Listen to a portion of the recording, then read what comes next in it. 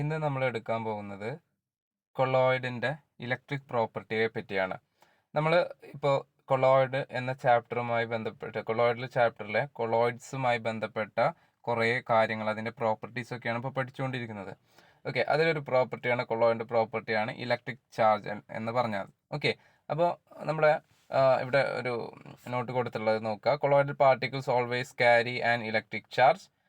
The nature of charge is the same on all the particles in A given colloid solution. ഇപ്പോൾ ഒരു colloid solution എടുക്കുമ്പോൾ അതിലുള്ള പാർട്ടിക്കിൾസിന് എന്തുണ്ടായിരിക്കും? Charge ഉണ്ടായിരിക്കും. Okay, ഇപ്പോൾ ഒരു സൊല്യൂഷനിലുള്ള എല്ലാ കൊളോയിഡൽ പാർട്ടിക്കിളും എന്താണ്?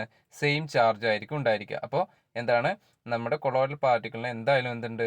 ചാർജ് ഉണ്ട് എന്നുള്ളത് മനസ്സിലാക്കി വെക്കാം. Okay, may be either positive or negative. ഒന്നല്ലെങ്കിൽ പോസിറ്റീവ് ആവാം, അല്ലെങ്കിൽ നെഗറ്റീവ് ആവാം. പോസിറ്റീവ് ചാർജ് ആണെങ്കിൽ അതിലുള്ള എല്ലാ പാർട്ടിക്കിളും പോസിറ്റീവ് ചാർജ് ആയിരിക്കും. ഇപ്പോൾ നെഗറ്റീവ് ആണെന്ന് വിചാരിക്കുക, അപ്പോൾ എല്ലാത്തിനും നെഗറ്റീവ് ചാർജ് ആയിരിക്കും. Colloidal particle with equal and similar charge repel each other and give stability to the colloid solution.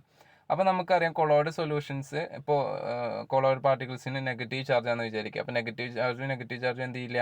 അടുത്തടുത്ത് വരില്ല. അപ്പോൾ അങ്ങനെ അടുത്തടുത്ത് വരാത്ത കാലത്തോളം അതെന്ത് ചെയ്യില്ല? കൂടിച്ചേരാത്ത കാലത്തോളം അതെന്തായിരിക്കും? കൊളോയിഡൽ സൈസ് ആയിരിക്കും. അങ്ങനെ കൊളോയിഡൽ സൈസ് ആകുമ്പോൾ അതെന്ത് ചെയ്യില്ല? പ്രസിപ്പിറ്റേറ്റ് ചെയ്യാതെ അങ്ങനെ തന്നെ സ്റ്റേബിൾ ആയിട്ട് അവിടെ നിന്നോളും. എന്താണ്? ഓപ്പോസിറ്റ് ചാർജസ് അല്ലേ, അപ്പോൾ റിപ്പൽഷൻ ആവും. അപ്പോൾ അടുത്തടുത്ത് വരില്ല. അപ്പോൾ ആ സൈസിൽ ഒരു മാറ്റം ഇല്ലാതെ അത് കൊളോയിഡൽ സ്റ്റേറ്റിൽ തന്നെ സൈസിൽ തന്നെ എന്ത് ചെയ്യും? അവിടെ ഇരിക്കും. ഇപ്പോൾ ചാർജ് പോയി എന്ന് വിചാരിക്കുക. ചാർജ് പോയാൽ ഇത് എന്ത് ചെയ്യും? തമ്മിൽ കൂടി ചേർന്നിട്ട് എന്തായി മാറും? അത് കൊളോയിഡ് സൈസിനേക്കാൾ വലുതായിട്ട് മാറും. അങ്ങനെ വലുതായിട്ട് മാറുമ്പോൾ അതെന്ത് ചെയ്യും? പ്രസിപ്പിറ്റേറ്റ് ചെയ്യും. അപ്പോൾ ഈ ചാർജ് ഉള്ളത് കൊണ്ടാണ് നമ്മുടെ കൊളോയിഡൽ പാർട്ടിക്കിൾ സ്റ്റേബിൾ ആയിട്ട് ഇരിക്കുന്നത് എന്ന് മനസ്സിലാക്കി വെക്കുക. ഓക്കെ, അപ്പോൾ ഇതൊന്ന് നോട്ടാക്കിയിട്ട് എഴുതിയെടുക്കണം. ഈ പറയുന്ന കാര്യങ്ങളൊക്കെ നോട്ടാക്കിയിട്ട് ഒന്ന് എഴുതിയെടുക്കാൻ ശ്രമിക്കുക. ഓക്കെ, ഇനി reason for charge on colloid. Colloidal പാർട്ടിക്കിളിന് ചാർജ് വരാൻ 3 കാരണങ്ങളാണുള്ളത്. എന്താണ്? Electron capture by salt particle during electron dispersion of metal, due to the preferential absorption of ions from solution, due to the formulation of electric double layer. നമുക്ക് ഈ രണ്ടാമത്തെ due to the preferential absorption of ions from സൊല്യൂഷനും due to the formulation of electric double layer, ഈ 2 കാര്യങ്ങളും മെയിനായിട്ട് നമുക്ക് എന്ത് ചെയ്യാനുള്ളത്? പഠിക്കാനുള്ളത്. ഓക്കെ, അപ്പോൾ നമുക്കത് നോക്കാം. എന്താണ് due to the preferential absorption of ion from the solution? എങ്ങനെയാണ് ചാർജ് ലഭിക്കുന്നത് എന്നുള്ളതാണ്. ഇപ്പം നമ്മളെ കയ്യിൽ ഒരു AgNO3 ഒരു ബീക്കറിൽ പൊട്ടാസ്യം അയഡൈഡിൻ്റെ സൊല്യൂഷൻ ഉണ്ട്. എന്താണ്? നമ്മളൊരു ബീക്കർ എടുത്തിട്ടുണ്ട്. ആ ബീക്കറിൽ പൊട്ടാസ്യം അയഡൈഡിൻ്റെ സൊല്യൂഷൻ ആണുള്ളത്. പൊട്ടാസ്യം അയഡൈഡ് എന്ന് പറഞ്ഞാൽ K+ ആയിരിക്കും, I-, K+, I-, അങ്ങനെ K+ഉം I- ഉണ്ടായിരിക്കും. ഓക്കെ, ഇതൊരു സൊല്യൂഷനാണ്. ഈ സൊല്യൂഷനിലേക്ക് നമ്മൾ AgNO3 ആഡ് ചെയ്യാണ്. AgNO3 ആഡ് ചെയ്യുമ്പോൾ AgNO3 ഇതിലേക്ക് വരുമ്പോൾ എന്തായിട്ട് മാറും? Ag+ഉം NO3- ആയിട്ട് മാറും. നമ്മൾ ഡ്രോപ്പ് ആയിട്ട് ഇതിലേക്ക് ആഡ് ചെയ്യുമ്പോൾ Ag+ഉം NO3- ഇങ്ങനെ വരുമ്പോൾ Agയും Iയും അടുത്തടുത്ത് വരുമ്പോൾ അതെന്ത് ചെയ്യും? Agi ആയിട്ട് മാറും, സിൽവർ അയഡൈഡ് ആയിട്ട് മാറും.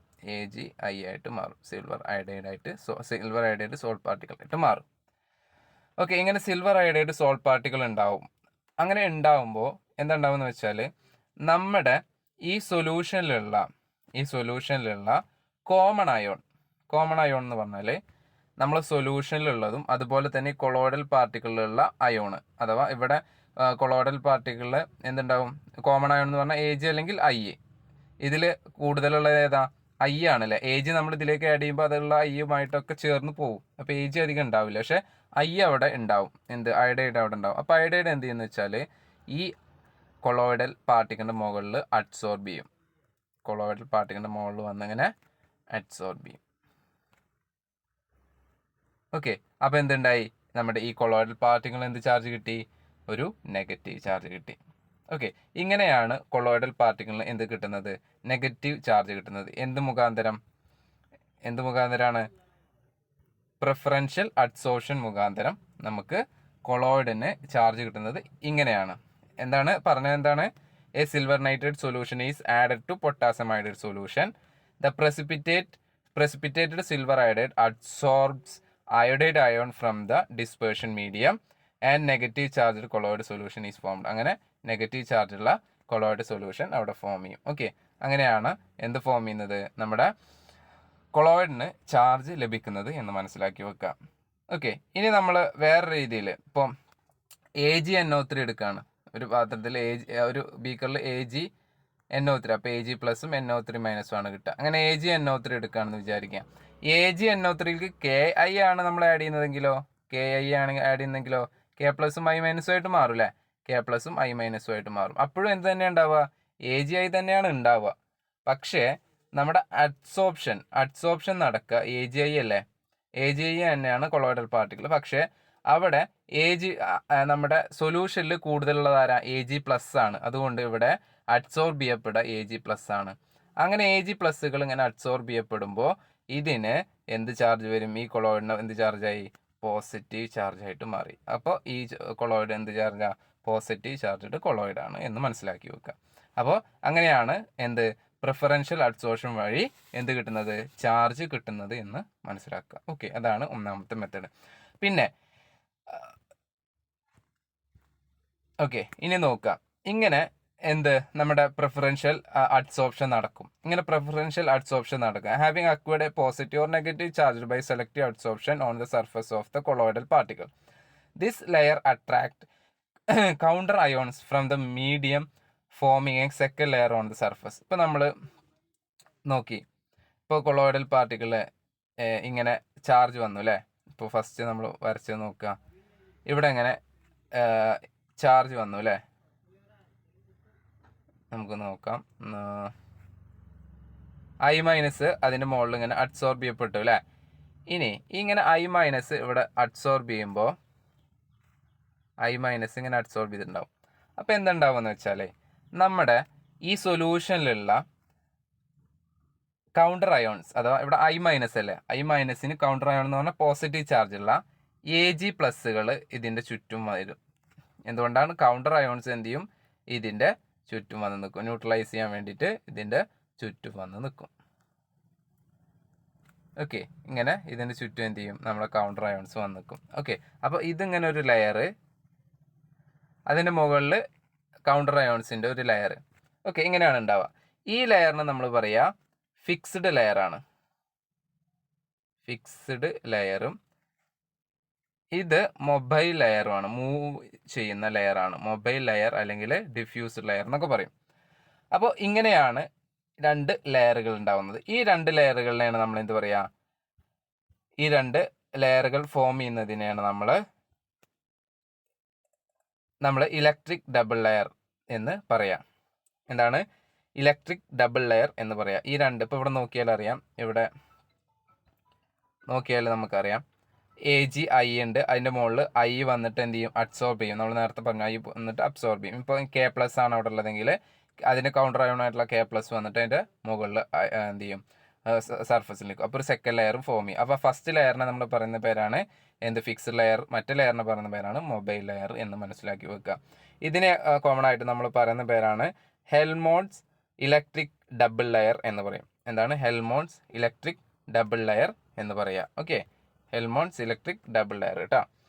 ഓക്കെ, ഇങ്ങനെ രണ്ട് ലെയർ ഉണ്ടാവും. ഈ രണ്ട് ലെയറിൻ്റെ ഇടയിൽ ഇപ്പോൾ ഒരു ഇത് നോക്കിയാൽ, ഈ ഫിഗർ നോക്കിയാൽ നമുക്കറിയാം ഒരു പോസിറ്റീവ് ചാർജ് ഉണ്ട്, ഒരു നെഗറ്റീവ് ചാർജ് ഉണ്ട്. അപ്പോൾ പോസിറ്റീവ് നെഗറ്റീവ്, അപ്പോൾ ഫിക്സ്ഡ് ലെയറും മൊബൈൽ ലെയറും തമ്മിൻ്റെ ഒരു പോസിറ്റീവ് നെഗറ്റീവ് ആയതുകൊണ്ട് അതിൻ്റെ ഇടയിൽ ഒരു പൊട്ടൻഷ്യൽ ഡിഫറൻസ് ഉണ്ടാവും.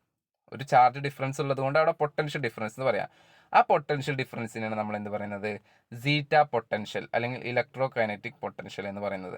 എന്താണ് the potential difference between the fixed layer and the diffused layer of opposite charges is called the electric kinetic potential or zeta potential. അപ്പോൾ ഈ രണ്ട് ലെയറുകൾക്കിടയിലുള്ള ഈ പൊട്ടൻഷ്യൽ ഡിഫറൻസിനെയാണ് നമ്മൾ എന്ത് പറയുന്നത്, സീറ്റ പൊട്ടൻഷ്യൽ എന്ന് പറയുന്നത്. ഓക്കെ, അപ്പോൾ electric double layer, Helmholtz electric double ലെയറിൻ്റെ ഇടയിലുള്ള ഈ ചാർജ് ഡിഫറൻസ് അല്ലെങ്കിൽ പൊട്ടൻഷ്യൽ ഡിഫറൻസിനാണ് നമ്മൾ സീറ്റ പൊട്ടൻഷ്യൽ എന്ന് പറയുന്നത്. ഓക്കെ, അത്രയും കാര്യങ്ങൾ മനസ്സിലാക്കി വെക്കാം. ഓക്കെ, എന്താണ് ദ കോമ്പിനേഷൻ ഓഫ്, എന്താണ് the combination of the two layers of opposite charges around the colloidal particle.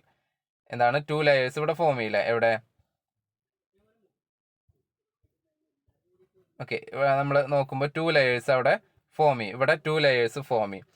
ഇങ്ങനെ ചാർജ് കൊളോയിഡ് പാർട്ടിക്കിളിൻ്റെ ഇടയിൽ 2 ലെയേഴ്സ് ഫോം ചെയ്യും. അതിനെ പറയുന്ന പേരാണ് ഹെൽമോൺസ് ഇലക്ട്രിക് ഡബിൾ ലെയർ എന്ന് പറഞ്ഞാൽ നമ്മൾ ഫസ്റ്റ് ഫിഗർ വരച്ച് നോക്കിയാൽ അറിയാം. ഓക്കെ, ഇതിനാണ് ഈ 2 ലെയറുകളിലാണ് നമ്മൾ എന്ത് പറയുക, ഹെൽമോൺസ് ഇലക്ട്രിക് ഡബിൾ ലെയർ എന്ന് പറയാം.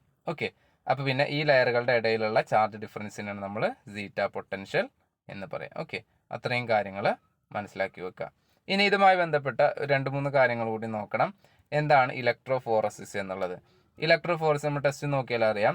when the colloidal solution is placed in an electric field, the electric charged colloidal particle migrate towards the opposite charged electrode. This phenomena is called electrophoresis. നമ്മളിപ്പോൾ ഒരു ഇങ്ങനത്തെ ഒരു യു ഷേപ്പ് അതിൽ നമ്മുടെ colloidal solution എടുക്കുകയാണ്.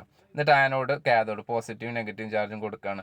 അങ്ങനെ കൊടുക്കുമ്പോൾ എന്താ ഉണ്ടാവുക, നമ്മൾ പറഞ്ഞു കൊളോയിഡൽ പാർട്ടിക്കിളിന് ചാർജ് ഉണ്ടെന്ന്. ഇപ്പോൾ നെഗറ്റീവ് ചാർജുള്ള കൊളോയിഡ് ആണെങ്കിൽ എങ്ങോട്ട് പോകും, പോസിറ്റീവ് ഇലക്ട്രോണിലേക്ക് പോകും. പോസിറ്റീവ് ചാർജുള്ള കൊളോയിഡ് ആണെങ്കിൽ എങ്ങോട്ട് പോകും, നെഗറ്റീവ് ഇലക്ട്രോണിലേക്ക് പോകും. അങ്ങനെ എന്ത് ചെയ്യും, ഇവ ചാർജ് ഉള്ളത് കൊണ്ടാണ് ഈ പോസിറ്റീവ് ആൻഡ് നെഗറ്റീവ് ഇലക്ട്രോണിലേക്ക് പോകുന്നത്. ഇതിനെയാണ് എന്ത് പറയുന്നത്, ഇലക്ട്രോഫോറസിസ് എന്ന് പറയുന്നത്. എന്താണ്, colloidal solution is placed in electric field.